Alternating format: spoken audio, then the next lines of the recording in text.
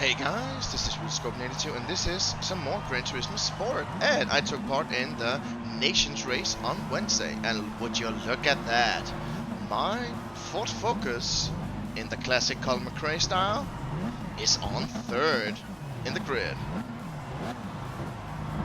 Let's get started on the race though, and I got a bit of a rough start because I had a bit too much wheel spin. I don't know how I managed that in a four-wheel drive, but okay. But I did manage to get the inner side here for the turn, and I just snuck around Racing for Life. You will see a lot more of him, but the German man actually managed to slip in front. So now the hunt was on for the German. And while we hunt him, let's just take a moment to appreciate the sound of these rally cars. I wouldn't say that Gran Turismo always gets it right, but with these rally cars, man, they sound vicious.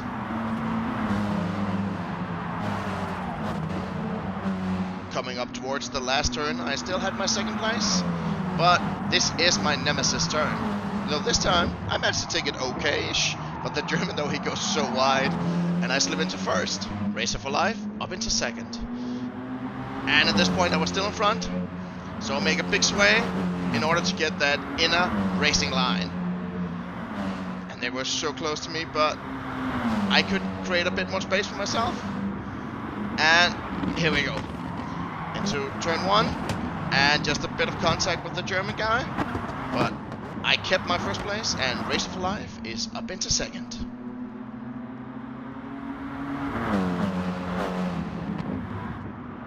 And here we come around the soft left-hander. Oh, and the German guy makes a big mistake, and this basically means that me and Racer for Life is alone in front, and well, they wouldn't catch up to us at all for the remainder of the race. But at this point, this is the most enjoyable race I've had with an opponent in one of these races for longer than I can remember.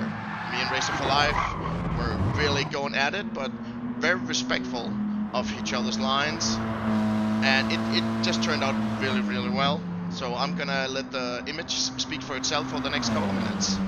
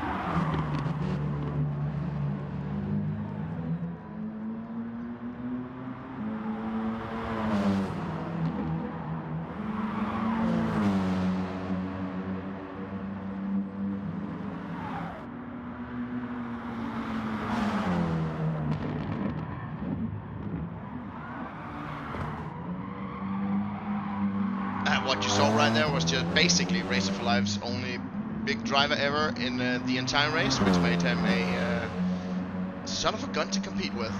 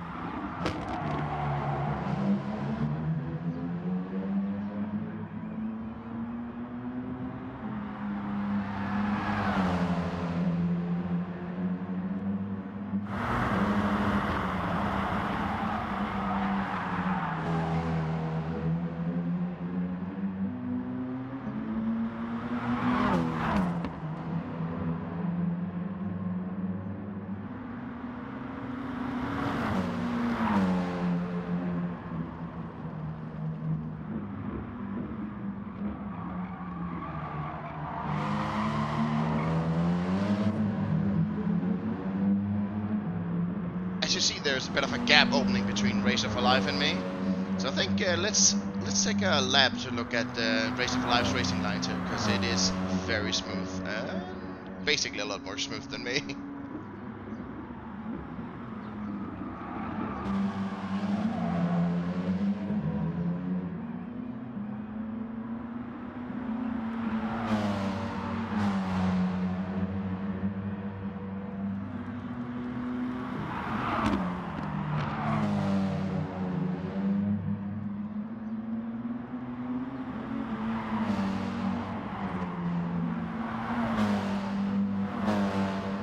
After this lap, I never got close to a Racer for Life again, because he was a lot better at managing his tires than me, at least driving fast with worn tires. So he was basically gone from me after this lap.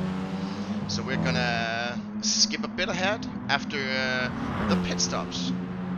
Because at that point I came out in third and I had a dude from Finland in front of me, and I was beginning to get scared that he was doing a no stop, but then I realized that I was gaining so fast on him.